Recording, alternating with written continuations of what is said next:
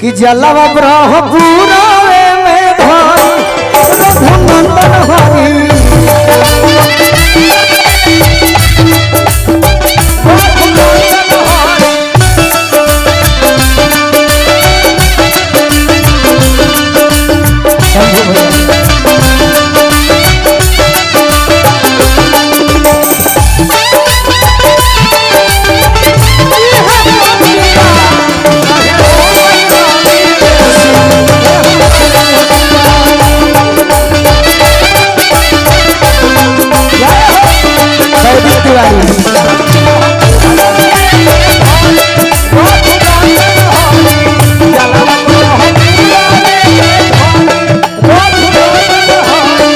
छोट भाई हमार वैदिक तिवारी आई बड़ो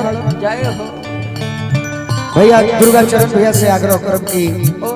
बड़ी सुंदर गायक बड़ी सुंदर इनकर अभिनेता भी होन आवे वाला समय के बड़ी सुंदर गायक बनी होन बाबा परमेश्वर नाथ के कृपा हमार भाई पर बन रहो। भाई रोहित प्रधान जी भी आई बड़ो सबकर उरा सब सुनी हमारा सत्येंद्र भैया हमारे बड़ भैया हमारे परिवार के सदस्य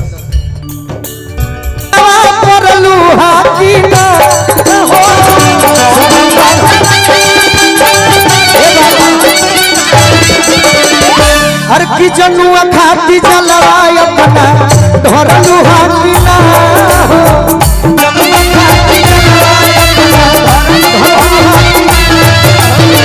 जनुआ खाती जलवाय अपना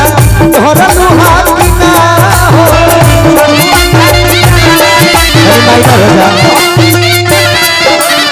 माइनर हो जाए सॉरी गुड्डू भैया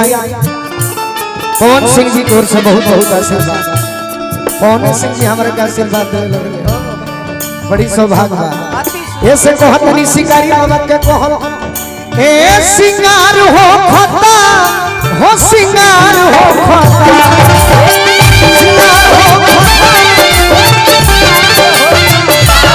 सिंगार हो खता हो सिंगार हो खता शिव दुल्हा सारा के सिंगार हो खता शिव दुल्हा सारा शिव दुल्हा सारा के सिंगार हो खता।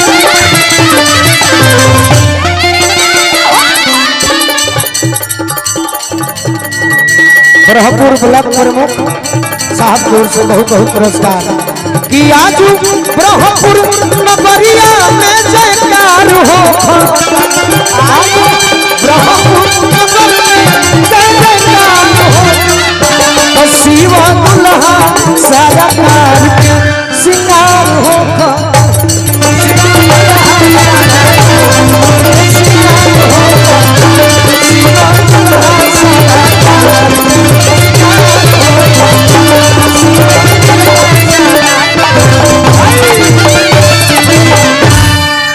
गुड्डू भैया हमारा भी बड़े भैया पवन सिंह जी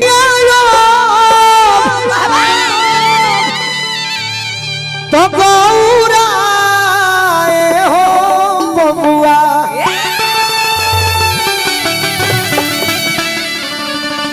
अरे चलो नानिया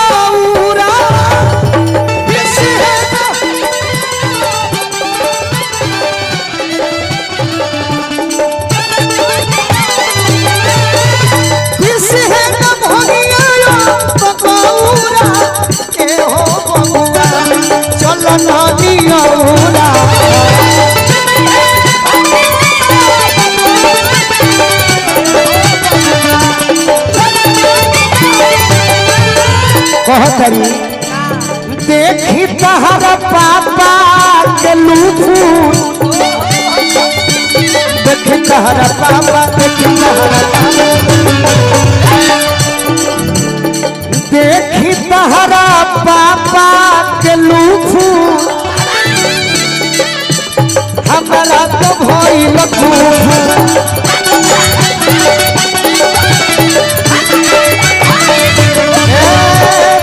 तहरा पापा के लूफू हमारा तो भइल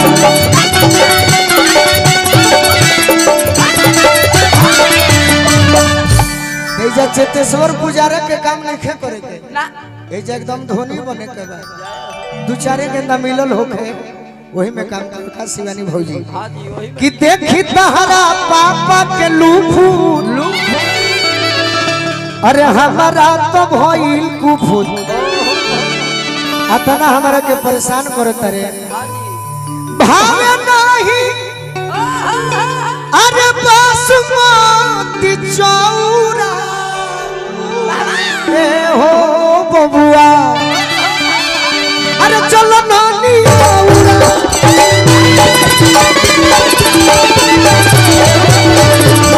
ये भाई बाबा हम तनी मनी मंच पर ये भी कलाकार आई बा सभी कलाकार प्रिय बानी ये हम आग्रह करब दुर्गा चरण भैया कि जेकर करू रंग नीचे बैठावत तनी ओकरा के कम से कम कुर्सी दे दे जैसे कि कलाकार बाड़ हां तनी मनी जगह बना ले के होई देखी तहरा पापा के लूख हमरा तो भइल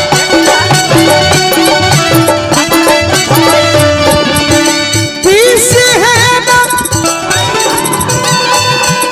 आगे भगिया